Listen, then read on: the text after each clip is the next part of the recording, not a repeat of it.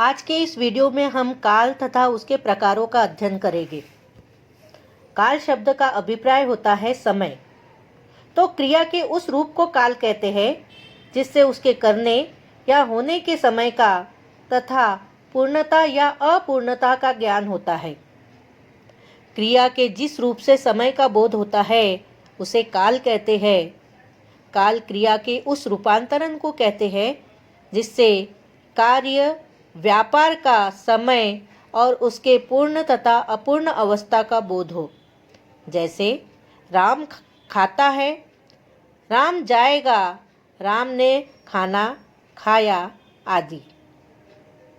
बच्चों, कुछ कार्य बीते हुए समय में होते हैं तो कुछ कार्य वर्तमान समय में और कुछ आने वाले समय में। अब हम कुछ चित्रों और उदाहरण के माध्यम से इसे समझ लेते हैं। पहला वाक्य है, छात्र विद्यालय जा रहे हैं। पहले वाक्य की क्रिया जा रहे हैं से ये पता चलता है कि छात्र इसी समय विद्यालय जा रहे हैं। इस क्रिया का काल वर्तमान काल है। श्री कृष्ण ने कंस को मारा था। बच्चों, इस दूसरे वाक्य की क्रिया मारा था से क्या पता चलता है? हमें ये पता चलता है कि कृष्ण द्वारा कंस को मारने की क्रिया पहले ही हो चुकी है। अतः इस क्रिया का काल भूतकाल है।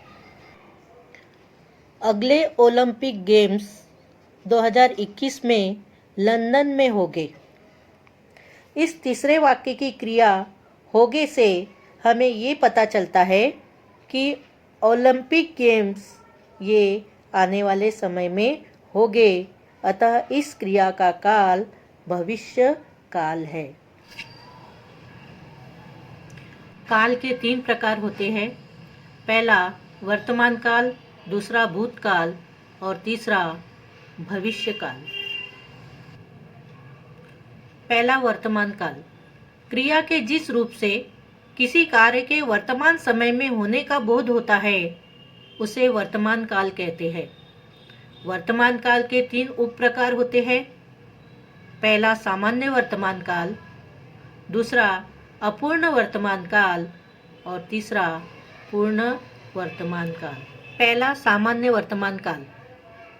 क्रिया के जिस रूप से कार्य के वर्तमान समय में आरंभ होना सूचित होता है तो उसे सामान्य वर्तमान काल कहते हैं। सामान्य वर्तमान काल उसे कहते हैं जिसमें क्रिया का होना जाना जाता है। सामान्य वर्तमान काल में कर्ता को ने विभक्ति नहीं लगती। यदि क्रिया के अंत में ता, ती, ते, है, हैं, हो, हु लगा हो तो वह वाक्य सामान्य वर्तमान काल में होता है। तो बच्चों, आइए अब हम सामान्य वर्तमान काल के कुछ उदाहरण भी देख लेते हैं। मोनिका विद्यालय जाती है। मैं चलता हूँ। तुम बहुत सोते हो। बच्चे खेलते हैं। पहले वाक्य में जाने की क्रिया में ती प्लस है। दूसरे वाक्य में चलने की क्रिया में ता प्लस हु। तीसरे वाक्य में सोने की क्रिया में ते प्लस हो और चौथे वाक्य में खेलने की क्रिया में ते प्लस है लगा है। इसलिए ये सभी वाक्य सामान्य वर्तमान काल के उदाहरण हैं। वर्तमान काल का दूसरा उप प्रकार है अपूर्ण वर्तमान काल। क्रिया के जिस रूप से इस बात का पता चलता है कि कार्य वर्तमान काल में जारी है या हो रहा है वह अपूर्ण वर्तमान काल कहलाता है। मतलब क्रिया के जिस रूप से यह बोध होता है, यह पता चलता है कि क्रिया अभी पूरी नहीं हुई है, क्रिया अभी चालू है, उसे अपूर्ण वर्तमान काल कहते हैं। जब क्रिया के साथ रहा, रही, रहे प्लस है, हो, हु लगा हो तो वह वाक्य अपूर्ण वर्तमान काल में होता है। उदाहरण के तौर पर भीड़ जमा हो रही है, लोग मतदान कर रहे हैं, माँ खाना पका रही है, मैं शहर जा रहा हूँ। इन वाक्यों में रही है, रहे हैं, रही है, रहा हूँ, लगा है, तो ये सारे वाक्य अपूर्ण वर्तमान काल के उदाहरण हैं। वर्तमान काल का तीसरा उप प्रकार है पूर्ण वर्तमान काल। क्रिया के जिस रूप से वर्तमान काल में कार्य के पूर्ण होने का ज्ञान होता है, वह वाक्य पूर्ण वर्तमान काल कहलाता है।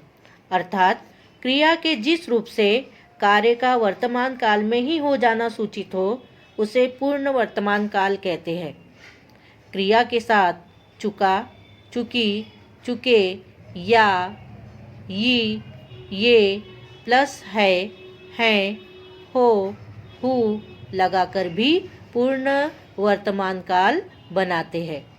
उदाहरण, यह गीत लता जी ने गाया है। इस वाक्य में अंत में या प्लस है, ये लगा है। दूसरा वाक्य है, मैं सब कुछ जान चुका हूँ। इस वाक्य में अंत में चुका प्लस हूँ लगा है। तीसरा वाक्य है, तुम कहाँ से आए हो। इस वाक्य में अंत में ए प्लस हो लगा है। चौथा वाक्य है, सभी सदस्य खाना खा चुके हैं। इस वाक्य के अंत में चुके प्लस है लगा है, इसलिए ये सारे वाक्य पूर्ण वर्तमान काल के उदाहरण हैं। अब हम काल का दूसरा भेद या प्रकार भूतकाल के बारे में भी थोड़ी जानकारी हासिल कर लेंगे। क्रिया के जिस रूप से किसी कार्य के बीते हुए समय में होने की जानकारी मिलती है, उसे भूतकाल कहते हैं। भूतकाल के 3 उप प्रकार होते हैं। पहला सामान्य भूतकाल, दूसरा अपूर्ण भूतकाल और तीसरा पूर्ण भूतकाल। भूतकाल का पहला उप प्रकार है सामान्य भूतकाल। क्रिया के जिस रूप से कार्य के बीते हुए समय में होने का बोध होता है, वह सामान्य भूतकाल कहलाता है। लिंग वचन के अनुसार क्रिया के मूल रूप में आ, ए, ई जोड़ने से सामान्य भूतकाल के रूप बनते हैं। कभी कभी था, थी, थे जब क्रिया का रूप ले लेते हैं। उदाहरण के तौर पर रमा कार्यालय गई, बच्चे परीक्षा देने गए, इतने प्रयास पर भी बात नहीं बनी, रानी लक्ष्मीबाई बहुत महान थी।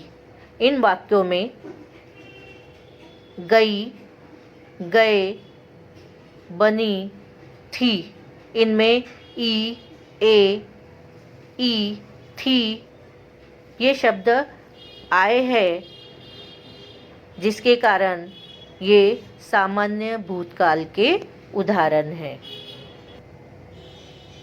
अपूर्ण भूतकाल यह भूतकाल का दूसरा उप प्रकार है। क्रिया के जिस रूप से यह बोध हो कि कार्य व्यापार भूतकाल में हो रहा था, तो वह वाक्य अपूर्ण भूतकाल कहलाता है।